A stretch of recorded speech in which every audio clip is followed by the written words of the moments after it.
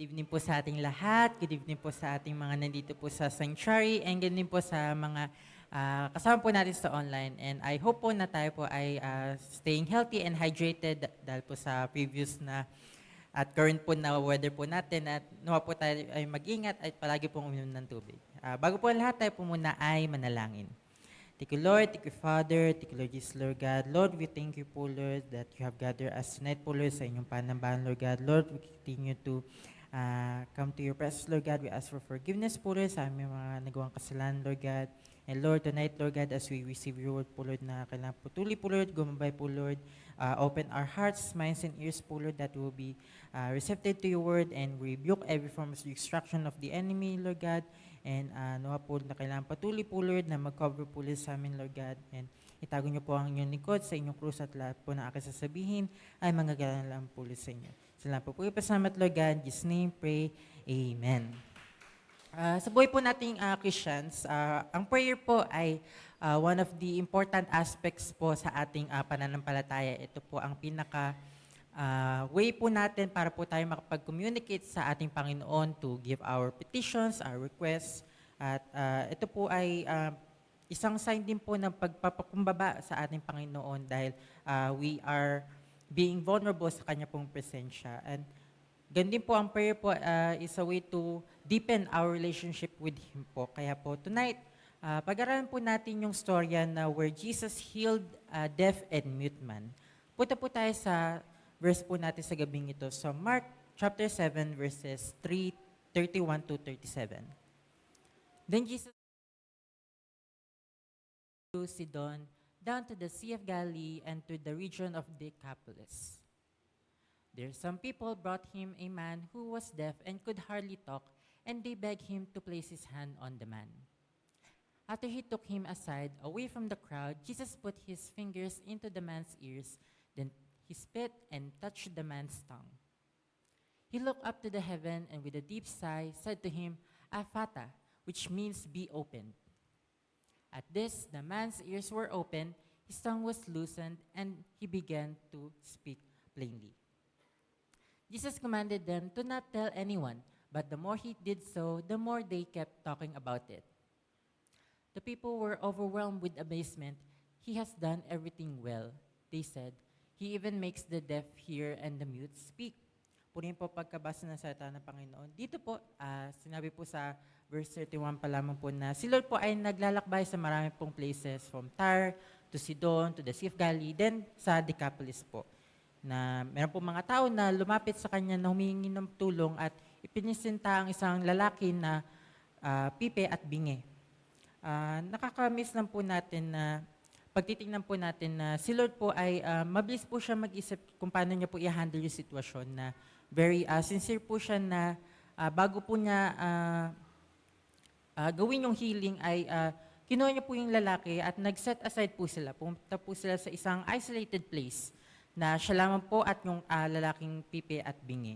Nakaka-touch po na before he did this na gusto po ni Lord na mag-focus siya doon sa tao na to na walang taong ibang mga nakakita or nakaka-witness na it means na God wants to have a personal moment with this person po. Kasi po today's modern age po na sa atin po mga tao na marami na po tayong ginagawa dahil tayo po ay nag-work, ito po ay related sa school or sa mga business po natin o mga hobbies. Hindi na po tayo nawawalan po ng mga gawain sa ating buhay dahil ito po ay mga parte na po ng ating gawain. Kasi kailangan po natin magtrabaho, kailangan po natin kumayod, o pag estudyante pa lang po tayo, kailangan po natin mag-aral para po sa ating kinabukasan. And ganun din po, kung may mga business po tayo, kailangan po natin silang asikasuhin.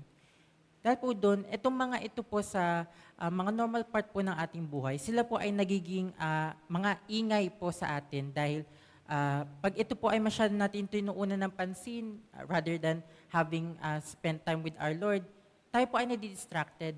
Nadadivert po yung ating attention sa Kanya para po tayo makapag-commune with Him.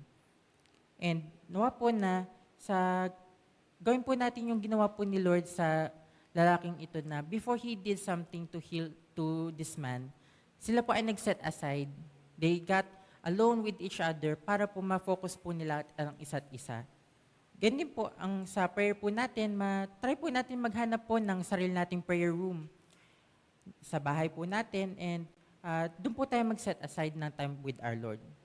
And baka po magtatanong po kayo na, Brother Justin, paano po if wala pong available na room or space po para po makapag-focus po ako kay Lord?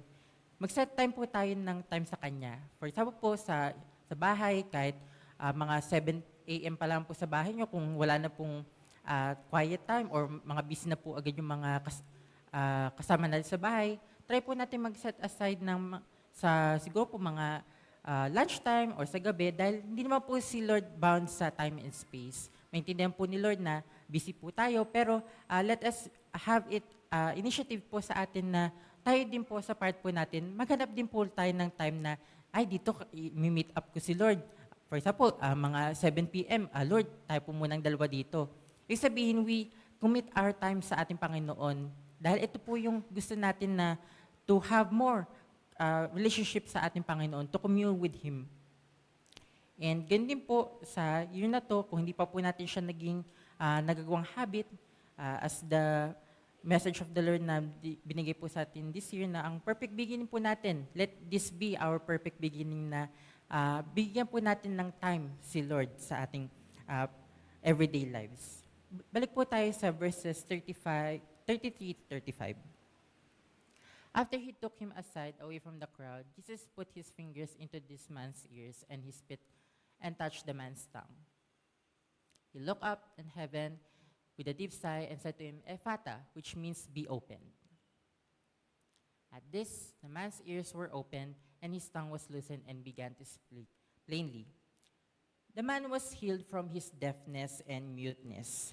Hindi po natin alam, wala pong sinabi sa Bible po kung gaano po katagal pong itong lalaking ito na dinamdam po itong condition na po na ito.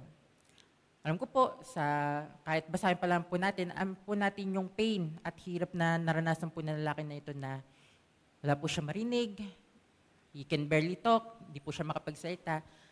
Sa atin po, parang, kung mangyari po man sa atin to, parang mababaliw po tayo. For example, wala tayong marinig, hindi natin maintindihan yung mga tao sa paligid natin. Di natin alam kung baka may mga danger na malapit sa atin dahil hindi natin narinig.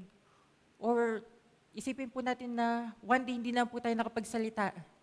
Hindi na po natin alam kung paano yung gagawin natin. Yes, pwede po mag-sign language, pero meantime, mahirapan po tayo makapag-communicate. And ganyan po, words din po yung pinaka-essential po para po maihayag po natin yung gusto natin sabihin sa mga tao. At mahirap po yun na hindi po natin siya masabi na nasa utak naman natin. Wala po tayong pwedeng masabihan na tao dahil di nga po tayo makapagsalita. Let's try din po na in our spiritual lives na dati po tayo mga hindi pa po na mga believers na ito po ang sitwasyon natin. Hindi po natin narinig si Lord ng maayos. Hindi po natin siya nakakausap na maayos dahil hindi pa po natin siya fully na nakikilala. Yes, meron po mga times na siguro po naturoan na po tayo mag-pray pero di po natin lubusan naintindihan yung prayer pa po nun. Di po natin alam kung ano po ba yung mga nirequest po natin. Dati po, yung nasa ibang faith pa po ako, sabi ko, pag prayer time na po, sabi ko, Lord, Father God, nawa po nabigyan niyo po ako ng laruan next week. Gusto ko po ng ganito, ganyan. Parang, napakababaw lang po yung mga request po natin kay Lord na ibig sabihin na wala po itong true communication or true relationship po sa Kanya dahil parang nagsasalita lang po tayo sa hangin dati nun. Pero as Christians na nakakilala na po kay Lord, we have now seen and heard po yung goodness po ng ating Panginoon. Kaya it makes us more, sa part po natin na to love God more. Kasi hindi natin malubusan maintindihan yung kabutihan na binigay niya sa atin, yung the salvation that He gave to us. Doon po sa kanta na Open the Eyes of My Heart po, na kinover po ni Jordan G. Welch. Dito po, nag-adlib po siya doon sa kanta. Next slide po. Silence the noise in my mind, Lord, and open the eyes of my heart. I want to see you. Next po. I need to hear you, only your word. I want to hear you. I want to love you. I want to know you and I want to see you. Ito po ay isang very sincere po na mga lyrics po na inad ni Sister Jordan na yung longingness po niya na makapag-communicate po sa ating Panginoon na gusto niya po na, nirequest niya po kay Lord na, Lord, silence the noise in my mind. Dahil alam ko po na sa atin na marami po tayong mga kinaabalahan. Ganyan po yung ating mga problema na minsan po ay bumabaha na po sa atin na hindi na po natin narinig si Lord. Na Lord, minsan po napapaisip na tayo na sa atin na lang po yung perspective na anong gagawin ko?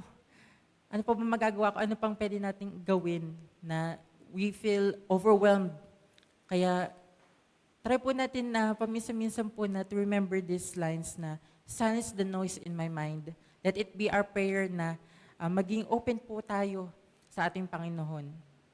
Let us alfata sa ating Panginoon this year na to be more open and to not let the enemy muffle the voice of our God.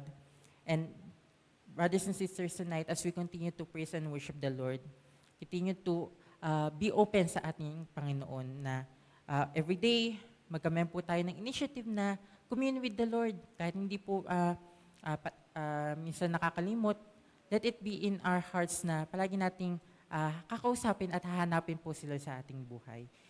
And sa ating next week po na prayer meeting, mag-gather po tayo sa special prayer meeting natin to pray para po sa ating patuloy sa ating panambahan na to evangelize po, para po sa mga ibang tao rin po to hear the word of the Lord, to hear His message.